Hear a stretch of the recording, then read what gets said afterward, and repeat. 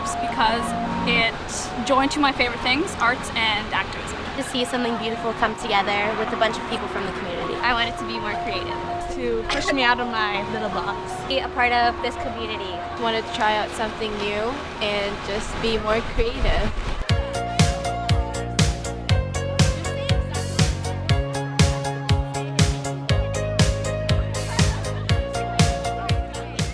STEP stands for the Sustainable Thinking and Expression on Public Spaces. And what we do is we look at how art can activate public spaces and kind of bringing together different artists and different groups doing that sort of public space activism. The point of the Emerging Artivist program is to use it as a youth capacity building program. So how can youth learn more about different artistic mediums and kind of understanding their communities in different ways, talking about issues of public space, access to public space, and how art can be used as a form of activism in these spaces. So we've been working in different priority neighborhoods, and St. Jamestown was one of the second community that we started working in. We've had connections with the community before, doing other artwork as well as working with the different youth groups there, so we thought it was a natural fit to kind of extend the Emerging Artivist program into St. Jamestown. From the start to the end, it was really from conception to completion. It was a community youth-led initiative.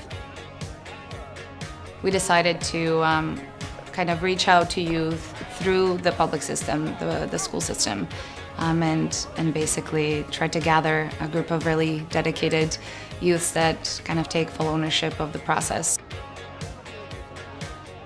This project started more than a year ago when STEPS started working with youth in the neighborhood, taking them on tours, talking to other residents, and really discussing the potential of doing a project in the community. But I talked with the youth and we kept throwing different ideas around, and eventually we settled on the idea of doing a mural. We wanted to explore potentially going above the trees, and once we had hit that idea, I said, well, we might as well see if we can go the whole way up.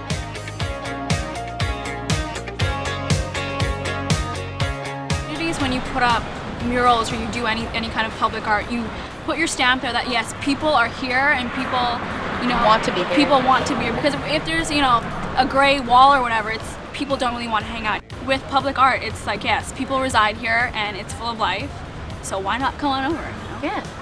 I think my favorite memory was probably getting the first stroke of paint, and it's just it's starting. It's time. Yeah. So I'm really pumped for that. And I think for me it was putting up the primer, because it's been raining for so many days before that, and then we finally just got to put up primer, and everybody was so excited because it was finally sunny and primer was going up, and even though it was gray, it was like, we're gonna get to paint after this. This is gonna happen finally. I really like the bottom because it's all of our personal touches and our creativeness. Who would think of drawing that? And then there's me and I drew dots.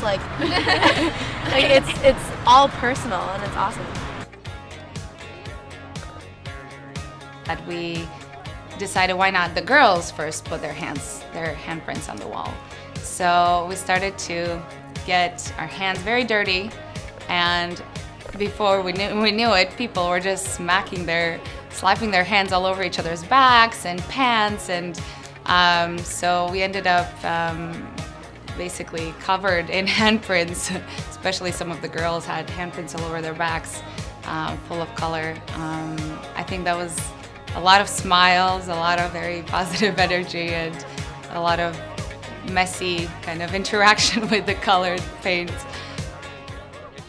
At the end, when we had our unveiling for the mural, and you could kind of just see all these different community partners and community members and residents and organizations and young people and the youth and artists all kind of coming together, because at various points throughout this project they've supported or helped or contributed in some sort of way, and kind of standing back at it for a moment and realizing that all these people were what actually made the mural happen, and it wasn't any one individual or any one small group of people. So I think that to me was probably my most memorable moment of just kind of taking a moment to breathe and kind of realizing wow, this really happened because of all these various organizations, and a project like this is not possible without different funders and different community organizations and people who really rally to make something happen.